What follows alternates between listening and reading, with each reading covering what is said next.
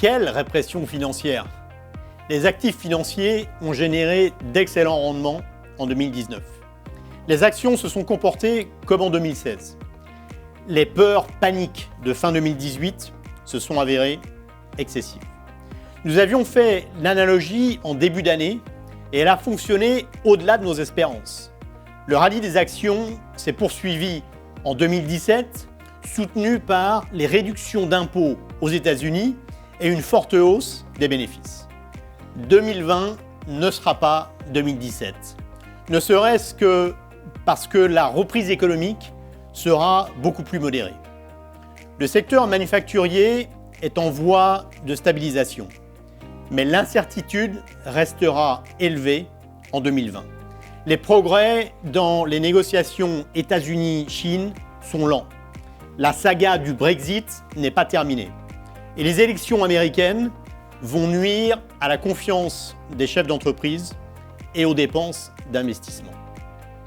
La Fed et la BCE ont apporté un soutien important au marché en 2019. Elles seront moins actives en 2020. Mais la communauté des banques centrales est en pleine introspection, car l'inflation basse a déprimé les anticipations. Les banques centrales réfléchissent à rendre les objectifs d'inflation plus symétriques, ce qui devrait être plutôt favorable pour les actifs risqués en 2020. La valorisation des actions est mitigée, mais les actions restent bon marché par rapport aux obligations. Le rendement des actions euro est supérieur de 6 points au rendement moyen des obligations gouvernementales. Difficile de résister, à moins d'avoir une vision très baissière du monde. Nous prévoyons des performances positives, 5-6% pour les actions européennes en 2020, bien supérieures à celles des obligations gouvernementales.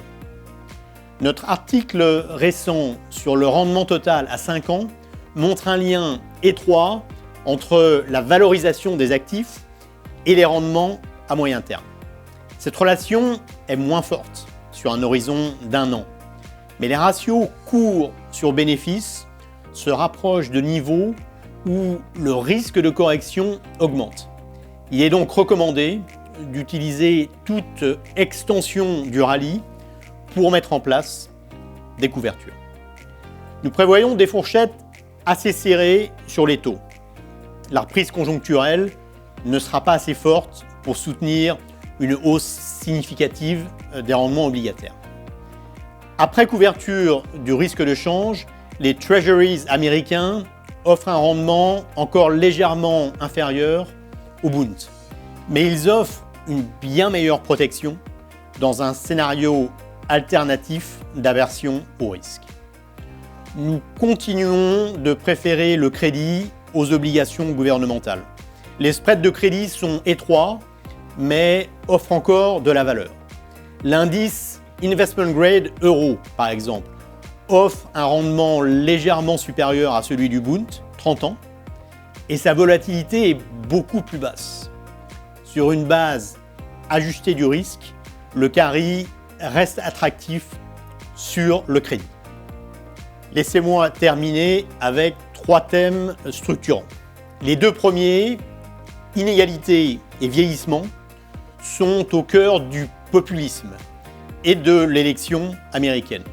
Les candidats démocrates comme Warren ou Sanders s'attaqueraient à l'inégalité, ce qui impacterait les marchés et plus particulièrement des secteurs comme la pharmacie, l'extraction pétrolière, les monopoles de la tech ou les financières.